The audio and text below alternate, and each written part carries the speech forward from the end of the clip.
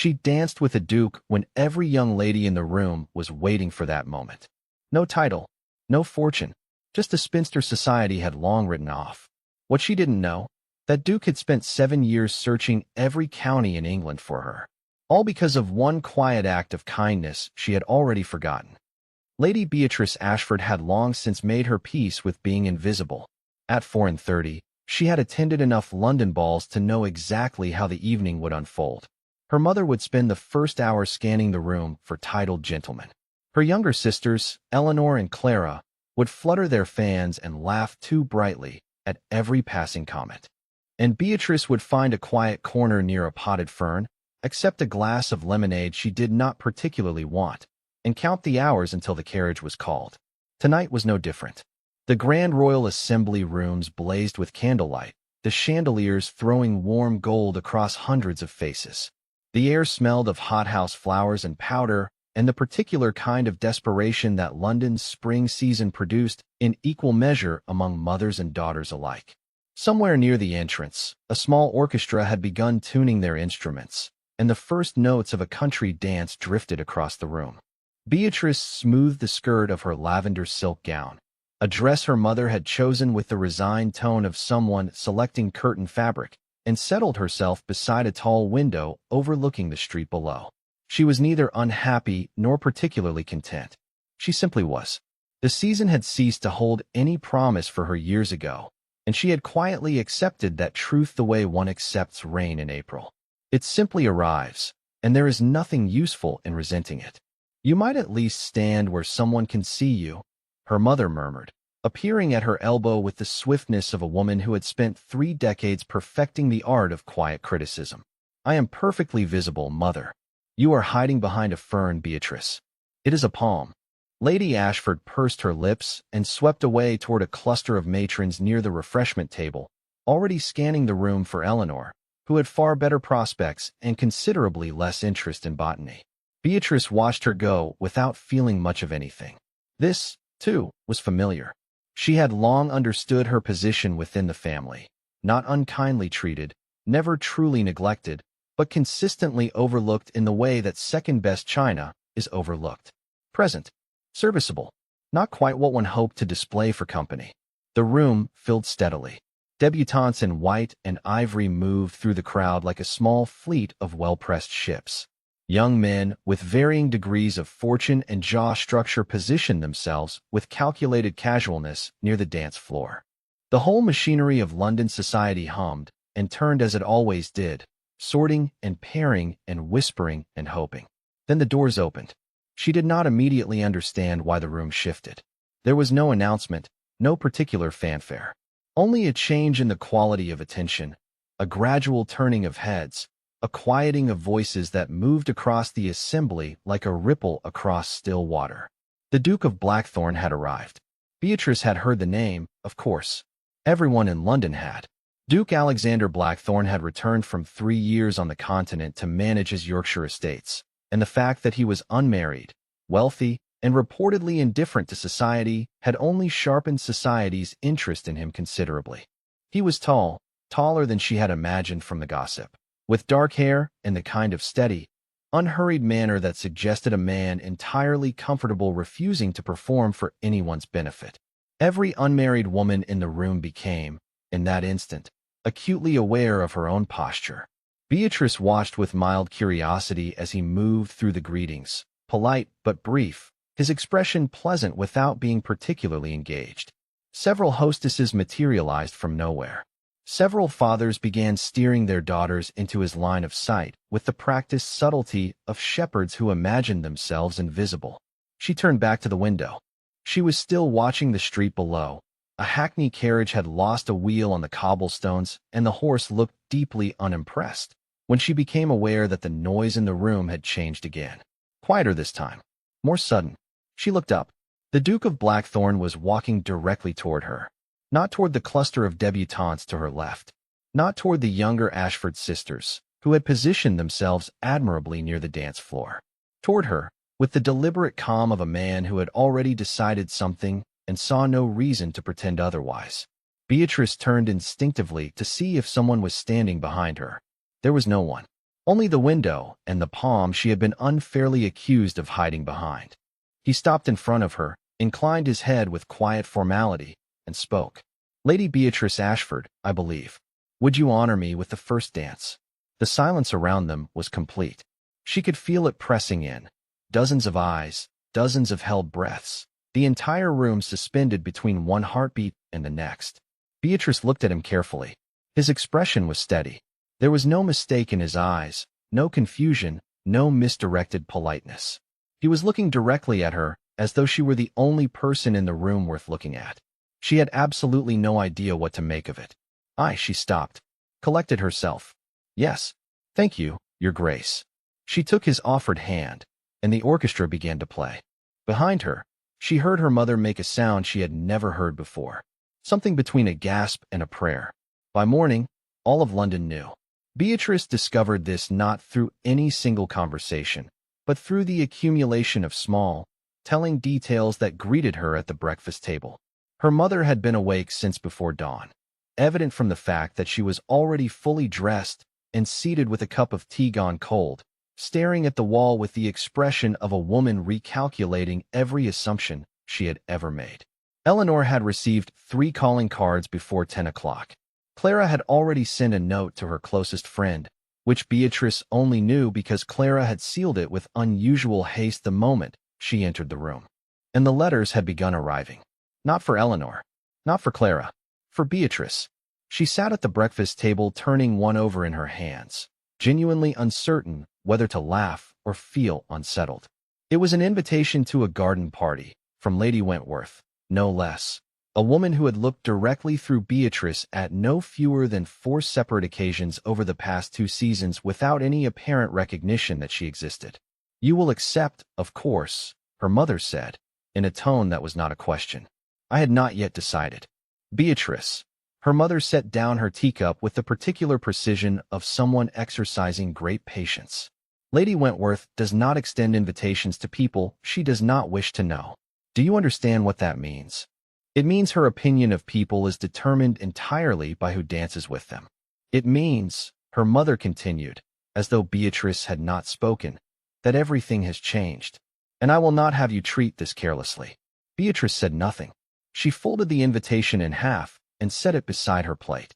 She understood perfectly well what had changed. She simply had not yet decided how she felt about it. The Duke of Blackthorn called at the Ashford townhouse 3 days later. He arrived at the proper hour, was received in the front drawing-room, and sat with the ease of a man who had no particular interest in performing courtesy, but performed it naturally regardless. Her mother had arranged herself on the settee nearest the door, and Eleanor had managed to occupy a chair with a direct view of the entrance, both of them radiating a careful, cultivated attentiveness that Beatrice found quietly exhausting. He addressed himself to Beatrice. Not exclusively. He was too well-mannered for that, but consistently.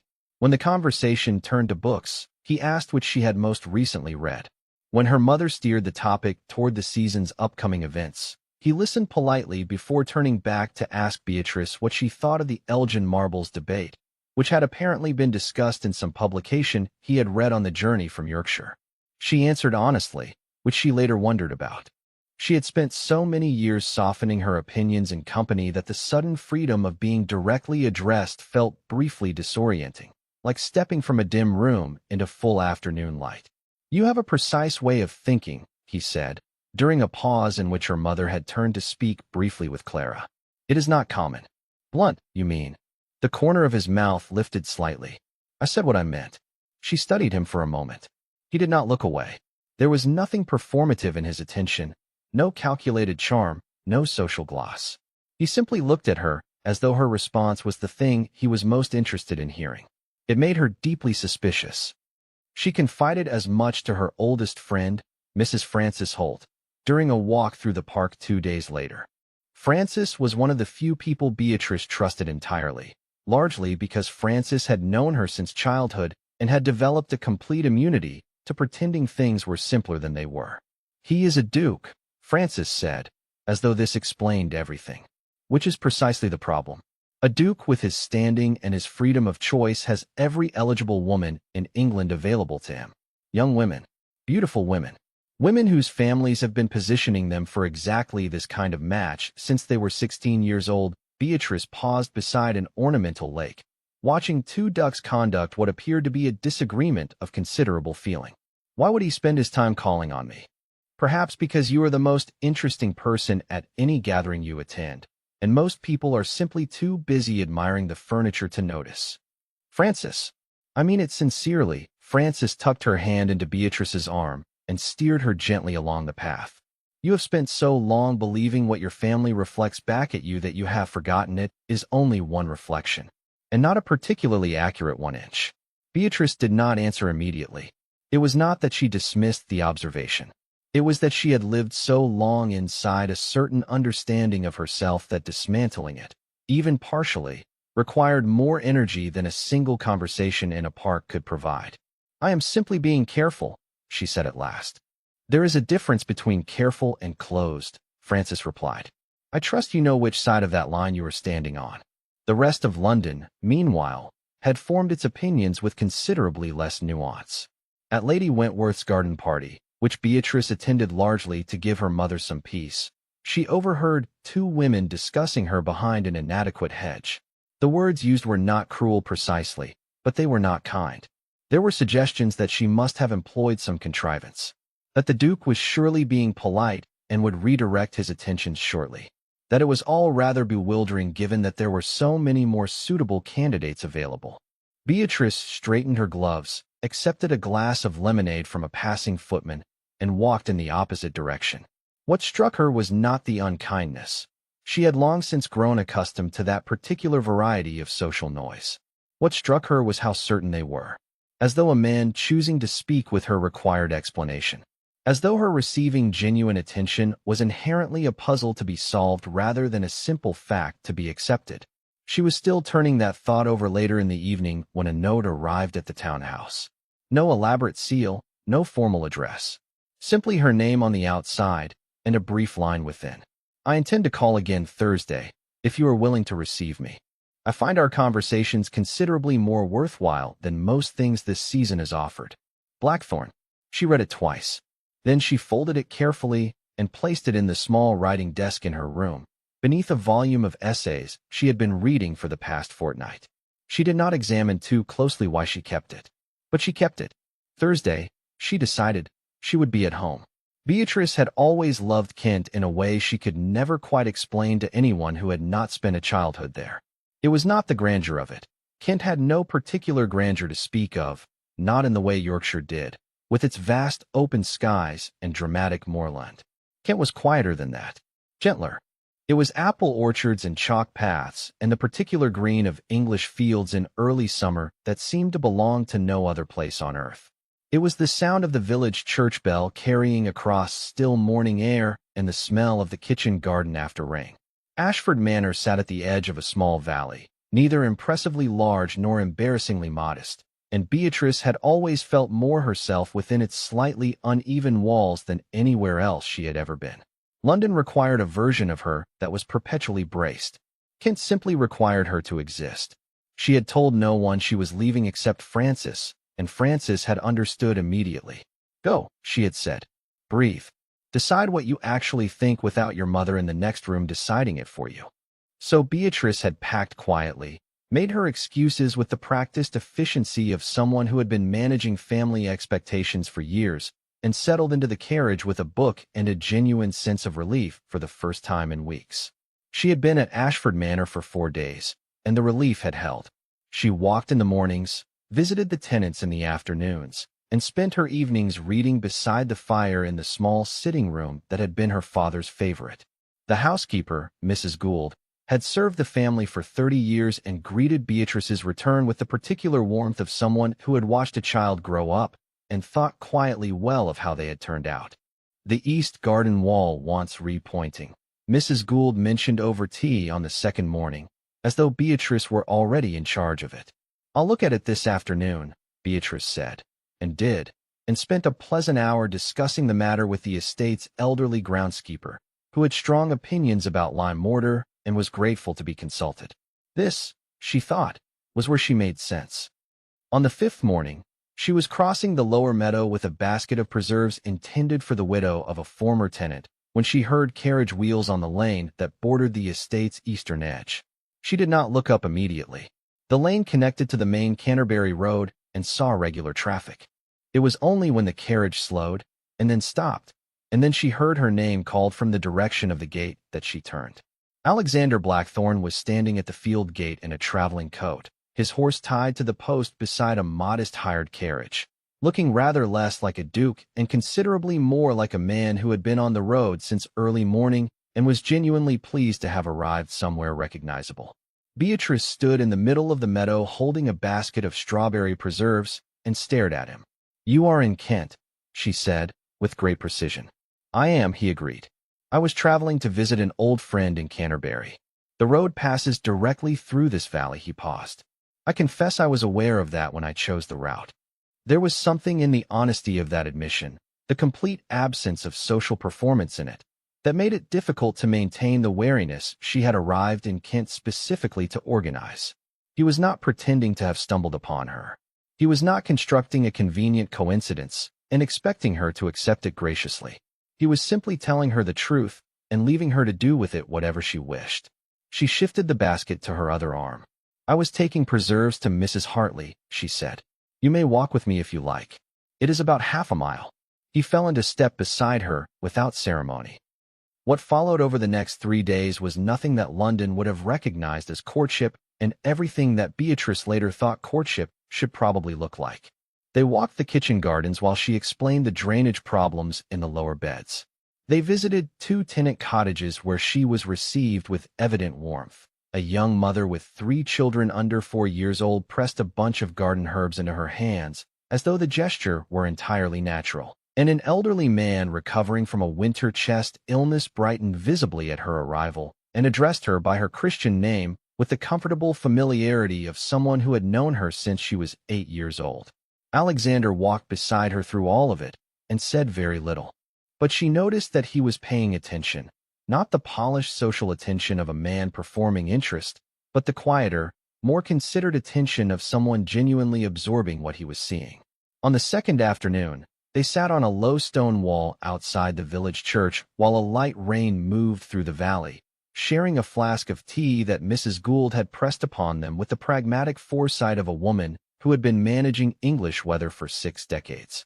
They talked about books, genuinely talked, disagreed comfortably about the merits of a particular novel, and discovered a shared and unreasonable devotion to a rather obscure collection of natural history essays that neither of them had ever met another person who had read. "How did you find it?" she asked, genuinely curious. "My father's library. He collected widely and organized nothing. I spent most of my childhood reading things at random and developing entirely accidental enthusiasms." He turned the flask in his hands. "It is perhaps not the most efficient education, but it produced some interesting results." She laughed, properly laughed, without calculating whether it was appropriate or too much, and he looked at her with an expression she could not quite name. Not triumph, not satisfaction. Something quieter than either of those things. On the third morning, she showed him the east garden where the wall wanted repointing. He listened seriously while she explained what Mrs. Gould had told her, asked sensible questions about the estate's stonework more broadly, and at no point suggested that this was an unusual conversation for a woman to be leading. That evening, as his carriage was being readied for the remaining journey to Canterbury, he stood in the entrance hall of Ashford Manor and thanked her with the unhurried sincerity of a man who meant every word he said and saw no reason to dress it up further. "I am glad I chose this road," he said simply. She held the door and watched the carriage move down the lane until the trees swallowed it. Behind her, Mrs. Gould collected the tea things and said nothing at all, which was its own kind of commentary. Beatrice walked back to the sitting room, sat down beside the fire, and found that the particular wariness she had carried with her from London had grown considerably lighter than she had intended to allow. The charity fair at the village of Thornfield had been an annual tradition for as long as anyone in the surrounding parishes could remember. It occupied the wide green at the center of the village every midsummer, drawing farmers, merchants, craftsmen, and families from a considerable distance in every direction. There were stalls selling preserves and honey and hand-stitched linens. There were children racing along the outer edge of the green with the focused intensity of small people who have been promised something sweet if they behave and are not entirely certain the promise will hold. A fiddler played near the oak tree at the north end, and the music drifted across the whole gathering in a loose, unhurried way that suited the afternoon perfectly. Beatrice had attended every year she had spent at Ashford Manor, and she had not missed it simply because Alexander Blackthorne happened to still be in the county. He had delayed his journey to Canterbury by 2 additional days, something about correspondence that required answering before he could leave with an easy conscience. And when she mentioned the fair at breakfast on the 3rd morning, he had asked if he might accompany her with the straightforward simplicity of a man who wanted to go and saw no reason to construct a more elaborate justification. They arrived on foot, having walked the 2 miles from the manor along a chalk path that wound through fields still heavy with early summer growth. The morning had turned warm and clear, and by the time they reached the green, the fair was already well underway. Beatrice stopped at nearly every stall. She knew most of the stall holders by name, inquired after children and harvests and ailing relatives with the ease of genuine familiarity, and purchased a quantity of honey and a pair of embroidered gloves she did not strictly need, but could not decline without disappointing the elderly woman who had made them. Alexander walked beside her through all of it, carrying the growing collection of paper parcels without comment, occasionally asking quiet questions of the people she introduced him to. It was while she was examining a display of carved wooden boxes near the southern edge of the green that he went still. She noticed it peripherally, a slight change in his movement, a pause that was different from the ordinary pauses of a man looking at a market stall. She glanced up. He was not looking at the boxes. He was looking past them, toward the far end of the village, where an old stone church sat behind a low wall with a coaching road running alongside it. "Your Grace?" she said quietly. He did not answer immediately. His expression had shifted into something she had not seen on him before, a careful, inward concentration, as though he were listening to something no one else could hear. "That church," he said at last, "and the road beside it. The Canterbury Road. It passes through here before joining the main route." He was quiet for another moment. Then he said, with a measured slowness that suggested he was choosing his words carefully, "I came through this village once before. Some years ago," he told her while they sat on the low churchyard wall, the fair continuing its cheerful noise in the distance behind them. "It had been 7 years earlier," he said. "Late November, which in that part of Kent meant cold, driving rain and roads that turned treacherous without warning. He had been traveling under a different name, not for any dishonest reason, but because he had been in the habit at the time of moving through the countryside without his title preceding him, preferring to conduct certain estate business without the particular complications that came attached to a dukedom. His carriage had lost a wheel on the stretch of road just beyond the church. The vehicle had come down hard on one side, and he had struck his head against the door frame with sufficient force to make the following hours considerably unclear in his memory. His coachman had gone for help, and Alexander had been carried, by whom exactly he could not recall, to a small inn half a mile back along the road. He had remained at the inn for nearly 3 weeks. His injuries had not been severe, but they had been enough: a badly wrenched shoulder, 2 cracked ribs, and the head injury that had left him feverish and largely confined to his room for the first fortnight. He had been in a county he did not know well, traveling under a false name, and in no position to send for his own people without explaining why he was there at all. He had been, in most of the practical senses that mattered, entirely dependent on the kindness of strangers. One stranger in particular, a young woman, a guest at the inn, traveling with an elderly aunt who was confined to her room with a cold, had taken it upon herself to ensure he was properly looked after, not in a fussing, performative way, simply in the manner of a person who saw that something needed doing and did it. She had arranged for the inn's cook to send proper meals rather than the inadequate broth that had been appearing. She had sourced better medicines from the village apothecary. She had sat with him on several evenings when the fever made sleeping difficult, reading aloud from a volume of natural history essays she happened to have in her traveling bag, asking nothing in return and expressing no interest whatsoever in who he was or what he was worth. He had asked her name on the last day, before his own carriage, repaired by then, was ready to depart. She had told him simply, "Beatrice." No family name. He had not pressed. He had been weak still, and the journey ahead was long, and he had thanked her with the inadequate words available to a man who has been genuinely helped and knows no expression is sufficient. He had spent the better part of 3 years afterward trying to find her. Beatrice sat very still on the churchyard wall. The fiddler music drifted across from the green. A bee moved with great purpose through the long grass near her feet. Somewhere behind the church, a wood pigeon repeated itself in the patient, insistent way wood pigeons do. She was thinking about a November more than 7 years ago. A broken carriage on a wet road. An elderly aunt with a persistent cold who had required entertainment and company and had therefore kept Beatrice at that particular inn for nearly a month when they had expected to stay 3 days. A quiet gentleman with dark hair and a damaged shoulder who had laughed, despite obvious discomfort, at a passage about the migratory habits of the Arctic tern. She turned to look at Alexander. He was watching her with the careful stillness of a man who has waited a long time for a conversation and is not entirely certain how it will end. "The essays," she said slowly. "You laughed at the chapter about the tern. You said the author had clearly never spent a winter at sea, or he would have been considerably less cheerful about the whole enterprise." Something shifted in his expression, quiet, certain, and entirely unperformed. "You remember," he said. "I remember," she said. The fair carried on behind them. Neither of them moved for quite some time. Brighton in summer was a different creature entirely from London. London demanded performance. It required one to be constantly assembled, the right expression, the right words, the right degree of interest in the right people at the right moment. Brighton, by contrast, had the easy confidence of a place that knew it was beautiful and had stopped feeling the need to prove it. The sea was there, vast and indifferent and endlessly itself, and something about its presence loosened people in ways that drawing rooms and assembly halls never quite managed.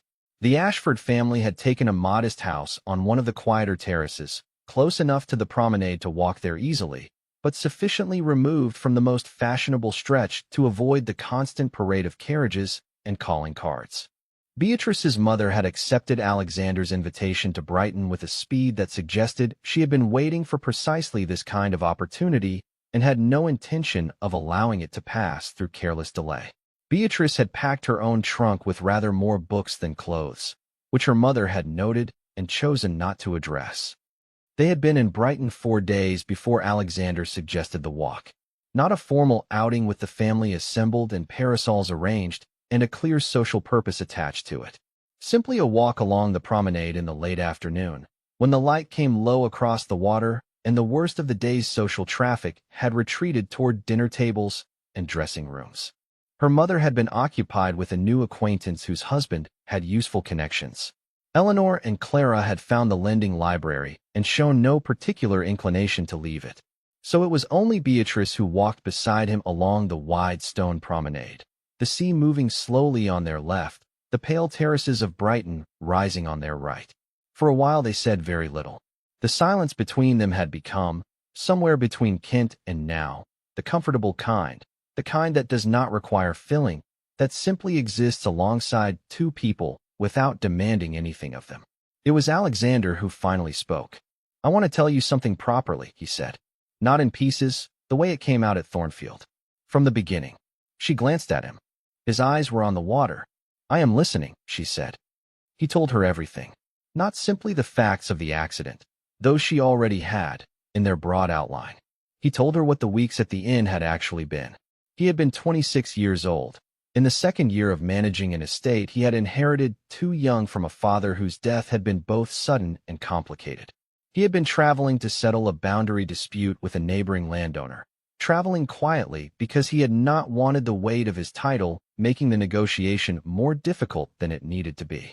The accident had stripped away every layer of identity he customarily traveled with. No title, no staff, no familiar surroundings. No clear path back to the life he was supposed to be living. He had been simply a man in a rented room with a damaged shoulder and a fever that would not break, dependent entirely on the patience of strangers. "It is a strange thing," he said, "to discover what you are when everything that usually defines you has been removed. I was not certain I liked what I found." He had been lonely, he said, in the particular way that people who are surrounded by obligation and responsibility frequently are. A loneliness that has nothing to do with the number of people present and everything to do with whether any of them see you clearly. And then a woman had sat beside him in the evening firelight and read him essays about migratory birds with genuine enthusiasm and argued cheerfully about whether the author knew what he was talking about and had treated him, without any knowledge of who he was or any interest in finding out, as simply a person worth talking to. It sounds like a small thing, he said. I understand how it sounds. It does not sound small, Beatrice said quietly. He looked at her then. When I recovered and left, I told myself I would find you. I thought it would be straightforward, and in on the Canterbury Road, a young woman traveling with an elderly aunt, the name Beatrice. It proved considerably less straightforward than I had assumed. He had made inquiries, careful ones, through channels that would not produce gossip. He had a name and a county and very little else, and the combination had not been sufficient. Years had passed.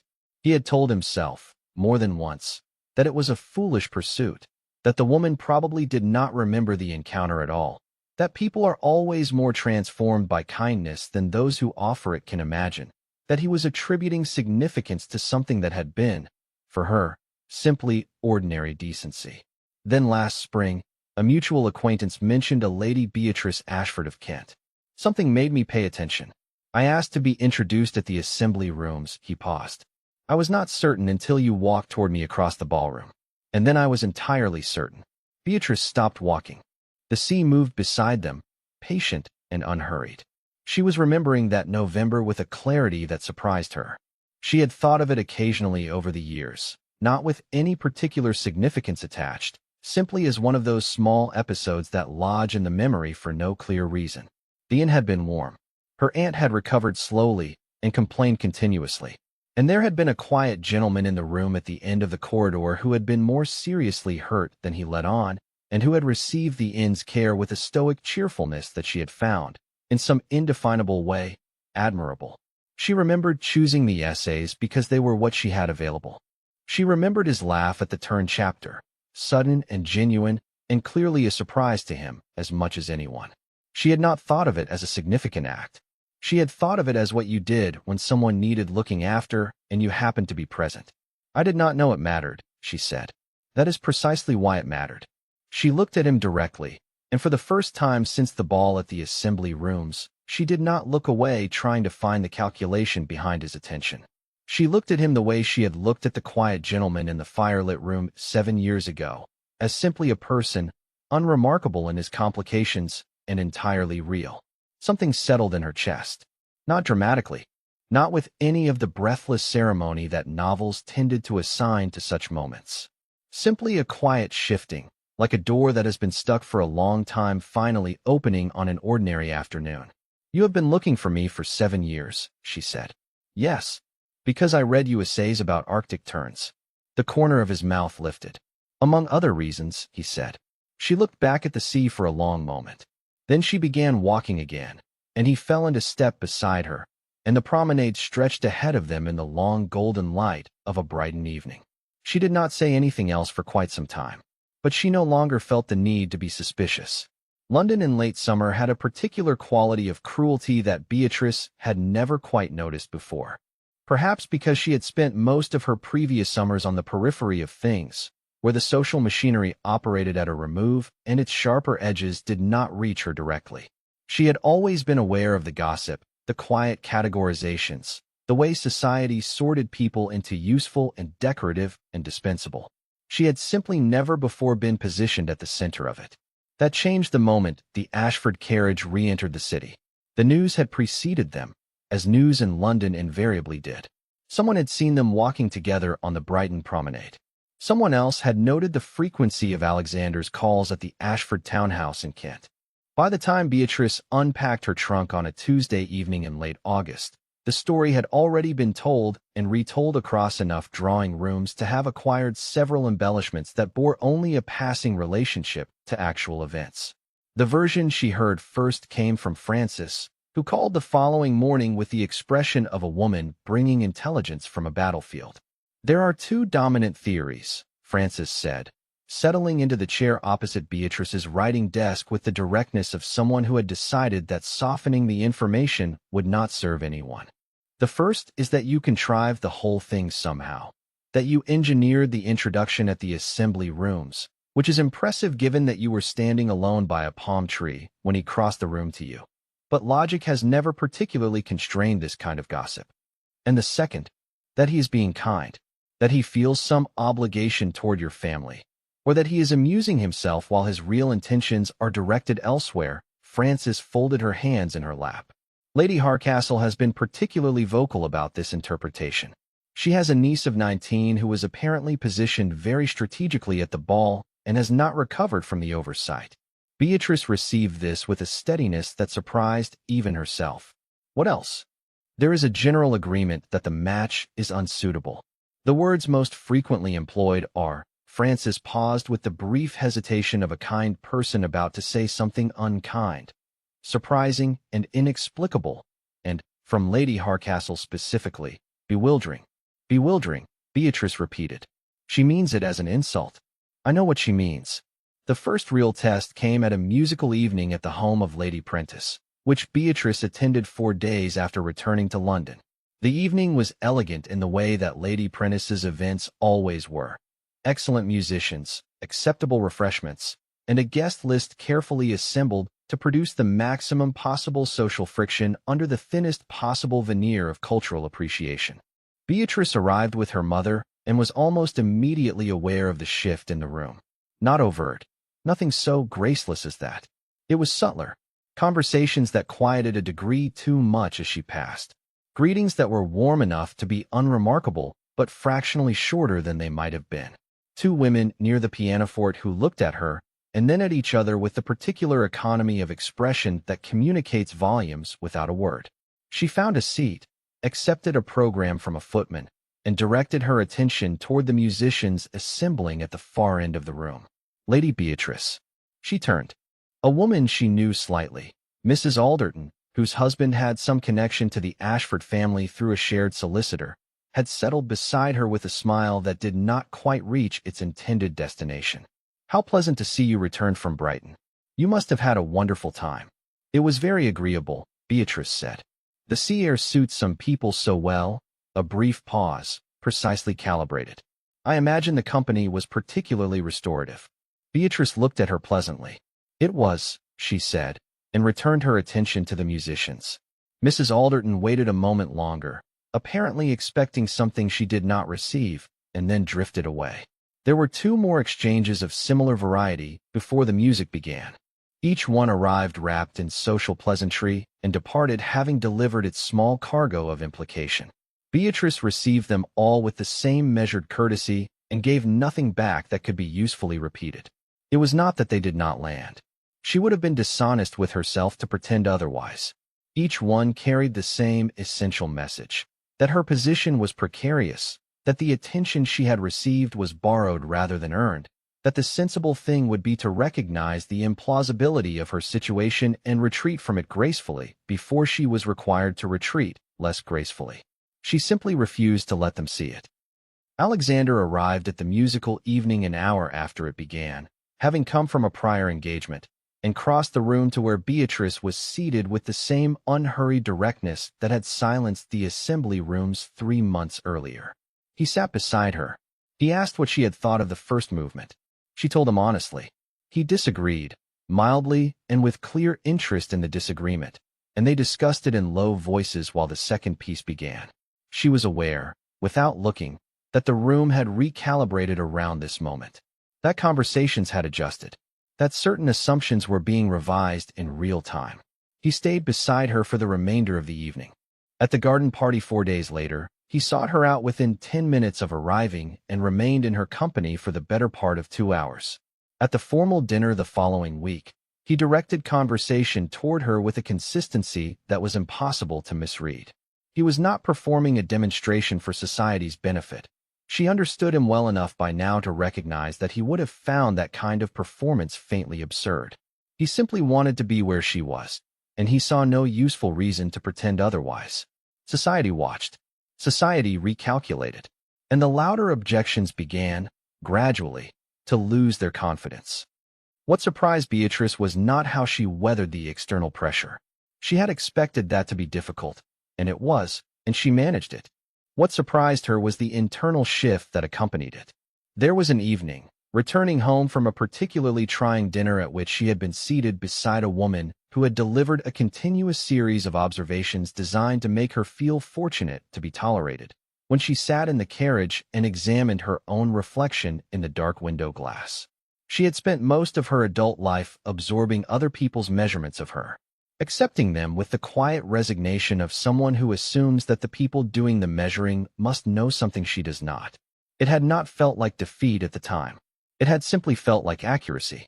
She was no longer certain it had been accurate at all. A man she respected and had come to trust had spent 7 years looking for her. Not for her family, not for her connections, not for anything she could provide. For her specifically, because she had been kind without calculation and interesting without effort and entirely, simply herself. She looked at her reflection for a long moment. Then she straightened her back against the carriage seat. If society found her bewildering, she thought, that was rather more society's difficulty than hers. Blackthorn Hall announced itself gradually, which Beatrice suspected was deliberate. The approach road wound through nearly 2 miles of Yorkshire moorland before the estate came into view. Not all at once, but in stages, as though the landscape were introducing the place slowly and with intention. First the outer walls, long and gray and substantial. Then the gatehouse, older than everything around it by at least 2 centuries. Then the drive itself, lined with oak trees that had been planted so long ago they had grown into an avenue of such settled magnificence that the house, at its end, almost seemed secondary. Almost. Blackthorn Hall was enormous in the way that places are enormous when they have been built not to impress, but simply to last. There was no fashionable facade, no recent additions in the current style. The stone was Yorkshire limestone, pale and dependable, and the whole structure had the quiet authority of something that has stood through enough history to have stopped caring what people thought of it. Beatrice stepped down from the carriage and stood looking at it for a moment. "It is rather a lot of house," she said. Beside her, Francis, who had been included in the party at Beatrice's quiet insistence, on the grounds that she was not prepared to navigate Yorkshire without a sensible ally, made a sound of wholehearted agreement. Alexander, who had ridden ahead and was now waiting at the entrance steps, looked at her with the expression of a man who had heard some version of this observation before but found it no less reasonable for that. "It becomes more manageable once you know where everything is," he said. "How long did that take?" "Approximately 2 winters. There are still 3 rooms in the east wing I am not entirely certain of the purpose of." The housekeeper, Mrs. Pemberton, was a composed woman of 60 or thereabouts whose manner suggested she had been managing Blackthorn Hall since before Alexander was born and expected to continue doing so without any reduction in standard.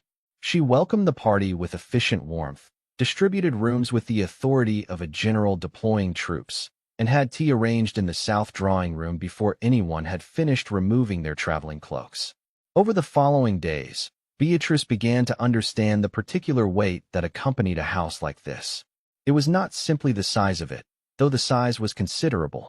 It was the accumulated density of obligation that came with every room and every tenant farm and every name on the household ledger. Alexander managed it with a thoroughness that she had not entirely expected, not because she had doubted his capability, but because capability of that specific, unglamorous variety rarely showed itself in London drawing rooms where everyone was too busy performing their more visible qualities. Here it was unavoidable. She watched him spend an entire morning with his land steward going through drainage reports for the northern fields. She accompanied him on a visit to 4 tenant families across 2 days, and observed that he knew each family's circumstances in specific, unsimplified detail, which children were in school, which roof tiles had been patched improperly the previous autumn, which elderly father had been unwell.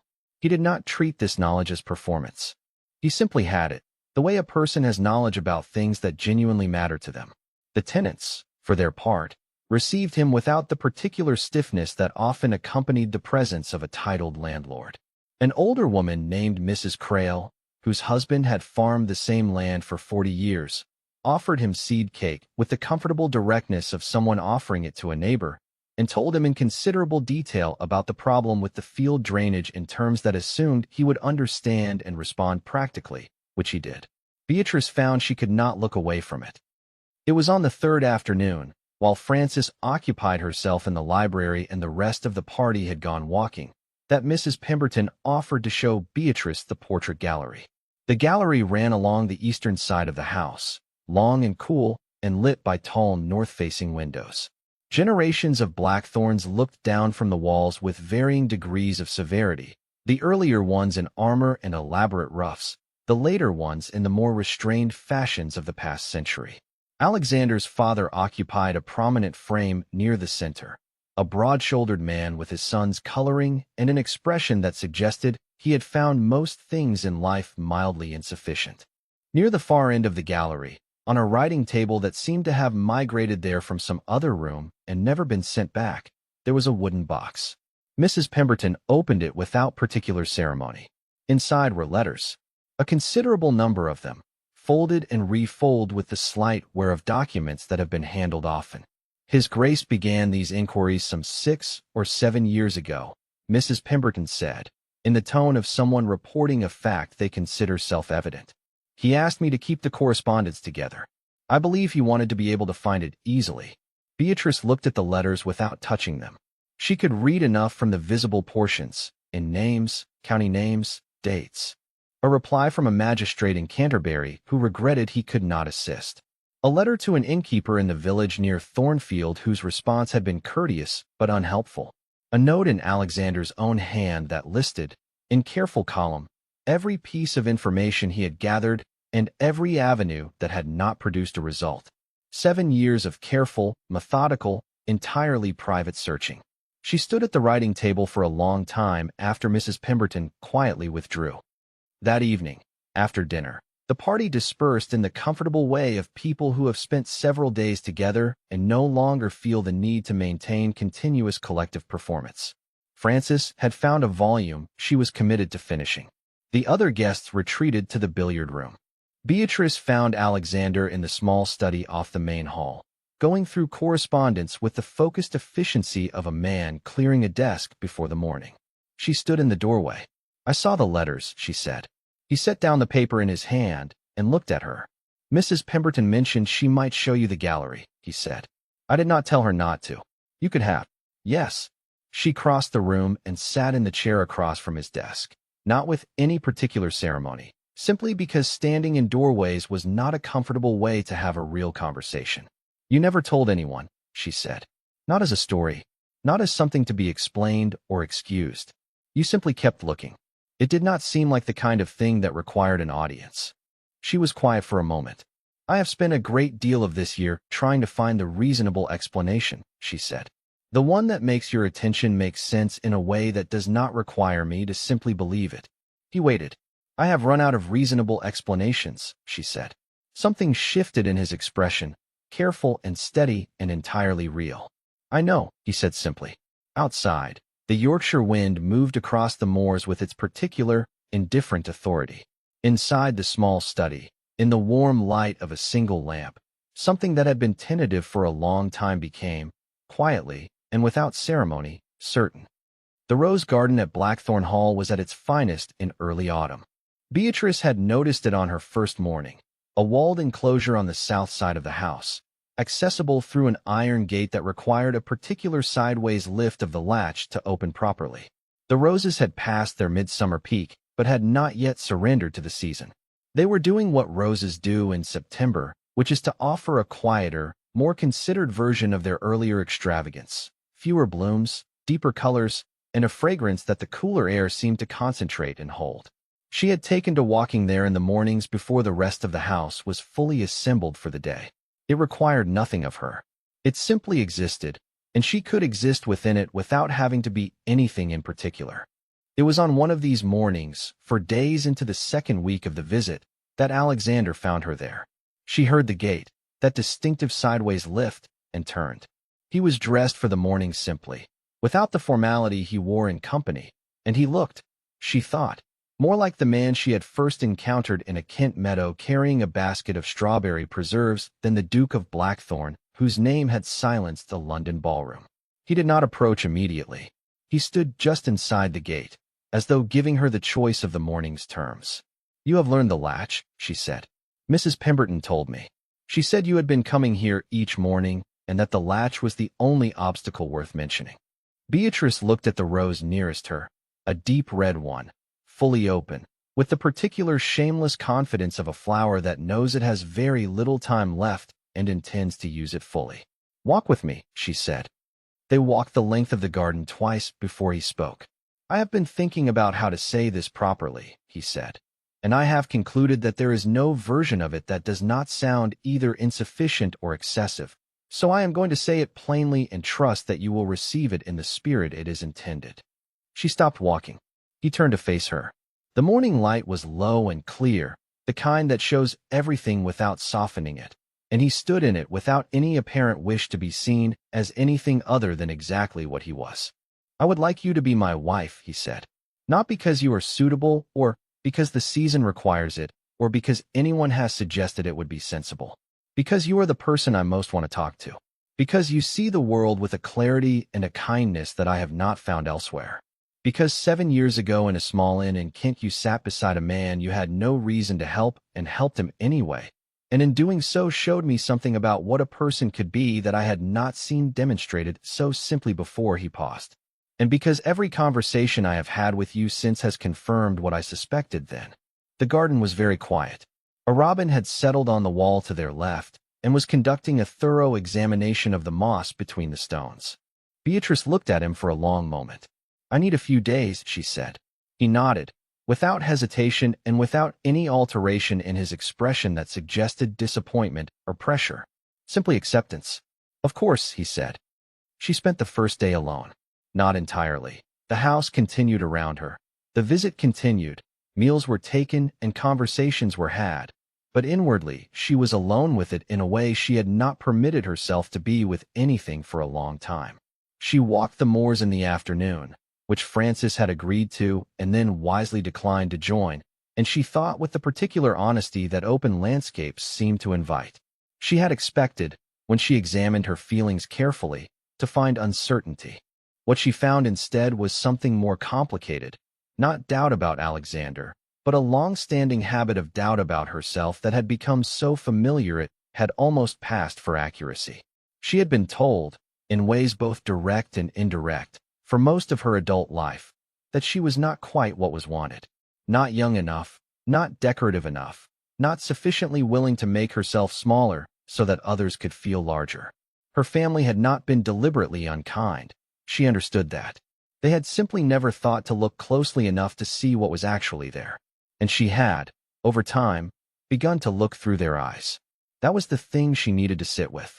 Not whether Alexander was sincere. She had run out of reasons to doubt that, as she had told him in the study. But whether she was capable of accepting something good without waiting for it to be taken away.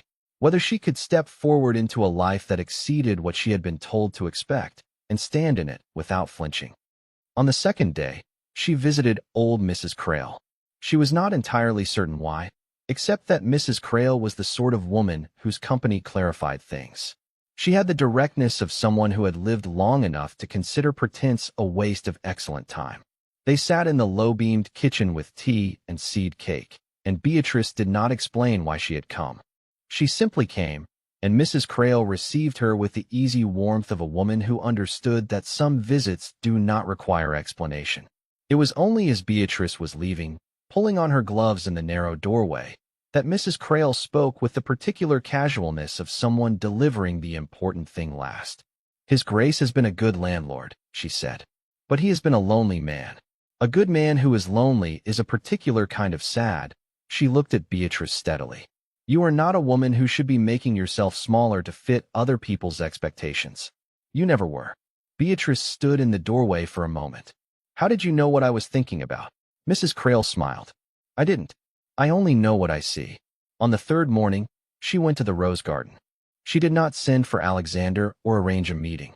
She simply went, as she had gone every morning, and she was not surprised when the gate opened with its particular sideways lift, and he came to stand at the far end of the path. She walked toward him. "I have an answer," she said. He waited, entirely still, in the clear morning light. "I have spent a great deal of my life being seen as an inconvenience," she said. "I have accepted things about myself that were never true, and I have declined things I deserved because I was not certain I deserved them." She stopped in front of him. "I am not accepting you because a duke chose me. I am accepting you because you are the man who laughed at the turn chapter when he had 2 cracked ribs and a fever, and who spent 7 years looking for a woman who only did what was decent, and who has never once in all the months I have known you asked me to be anything other than exactly what I am." Something moved across his face that she had not seen before, unguarded and quietly luminous. "Yes," she said simply, "I will marry you." He took her hands in both of his with the careful steadiness of a man receiving something he had not taken for granted. Behind them, the roses held their color in the September light, unhurried and entirely certain of their own worth. The wedding took place on a Thursday in late November. Beatrice had chosen the date herself, which had initially puzzled her mother until Beatrice explained that November was the month everything had begun: the accident, the inn, the essays about Arctic terns, and that it seemed right to close one chapter and open another in the same season. Her mother had considered this for a moment, and then, with the gradual softening of a woman who had spent a year revising her assumptions about her eldest daughter, said simply that she thought it was a lovely idea. The cathedral was full. This was not, in itself, remarkable.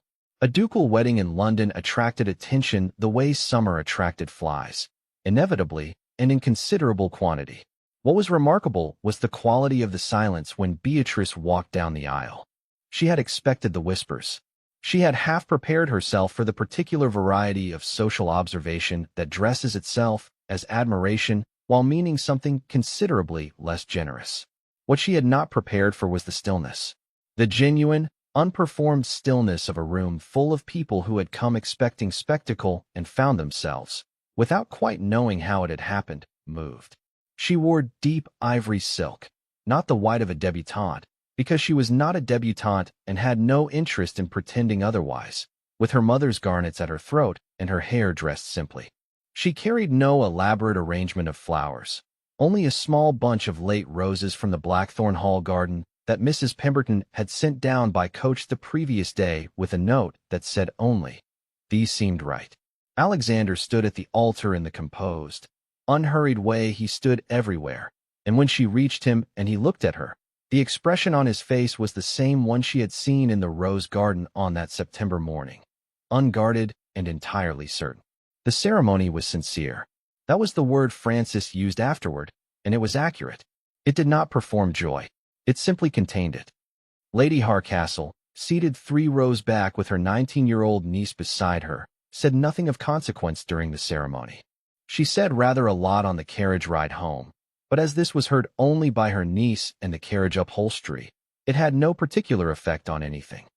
They spent the first weeks of marriage at Blackthorn Hall, which Beatrice had privately suspected would suit her better than a fashionable honeymoon on the continent, and which did. She learned the East Wing rooms. 2 of them turned out to be a former music room and a disused schoolroom, and the third was so thoroughly occupied by old estate maps and broken furniture that its original purpose remained genuinely uncertain. She organized the maps, which had not been properly catalogued in 40 years, and felt more satisfied by this than she would have expected. She also began, quietly and without particular announcement, the work that would come to define her years at Blackthorn. It started with the tenant families, a more systematic approach to understanding what was needed on the estate, building on the informal knowledge she had already gathered during the visit. She worked alongside Alexander's steward, proposed several repairs to cottages that had been delayed too long, and established a small lending library for the village that initially contained 60 volumes from the hall's overflow shelves and eventually grew considerably beyond that. She began corresponding with a society in York that supported women in reduced circumstances, widows and unmarried women whose families could no longer maintain them, and arranged for the hall's resources to contribute to their work in ways that were practical rather than merely charitable, in the self-congratulatory manner that sometimes passed for generosity in society. She did not announce any of this. She simply did it, the way she had once arranged proper meals for a feverish traveler in a Kent inn, because it was in front of her, and it needed doing, and she was in a position to help. The winter gathering at Blackthorn Hall had been an annual tradition for the estate's neighbors and tenants, suspended during the years of Alexander's father's illness and not yet revived. Beatrice suggested reinstating it. Alexander agreed immediately. It took place in the Great Hall in December, 3 weeks before Christmas, and it was neither an elegant London entertainment nor a formal dinner in the modern style. It was something older than both. Long tables, good food, the estate's families and neighbors gathered under the same roof with no particular hierarchy enforced beyond basic courtesy. Beatrice moved through it easily. She knew names by now, not just the prominent ones, but the children's names and the elderly tenants' names and the names of the women who had been quietly managing village life for decades without any public recognition of the fact. She stopped and talked and listened with the unhurried attention of someone who is not performing interest but genuinely has it. Midway through the evening, she found herself standing near the fireplace with Francis, who had come to stay for the fortnight and was watching the room with the expression of a woman taking very satisfying account of something. "Do you remember," Francis said, "what you said to me in the park? About why a man with his options would spend his time calling on you?" "I remember. Do you still find it puzzling?" Beatrice looked across the room to where Alexander was in conversation with old Mr. Crail, both of them examining what appeared to be a hand-drawn map of the northern fields with the absorbed seriousness of two people who find land drainage genuinely interesting. "No," she said. "I find it entirely sensible." Francis smiled and said nothing further, which was one of the things Beatrice loved most about her. Later that evening, when the gathering had drawn to its natural close and the last guests were taking their leave into the cold December night, Alexander found her by the hall's tall windows, watching the carriages depart along the oak-lined drive. He stood beside her in the comfortable, unhurried way that had become the ordinary texture of their days. "Well," he said. "Well," she agreed. Outside, the oak stood dark against a sky thick with stars, and the last lantern of the last carriage disappeared around the bend in the drive. She had spent most of her adult life being measured against standards that had nothing to do with who she actually was, and found wanting by the wrong instruments entirely. She had absorbed those measurements slowly and completely, the way a house absorbs damp, without noticing, until one day the walls show it. She was not that house anymore. She was the Duchess of Blackthorn, standing in her own hall on a cold December evening, beside a man who had looked for her for 7 years because she had once been simply and entirely herself, and she felt, not triumphant, not vindicated, not any of the sharp, reactive things she might once have felt. Only this. Settled, seen, completely, quietly, and without reservation at home. The fire in the great hearth burned steadily behind them. The stars outside were very bright, and somewhere in the kitchen, Mrs. Pemberton was already preparing for tomorrow with the serene confidence of a woman who has always known, in her sensible Yorkshire bones, exactly how this story was going to end. The end.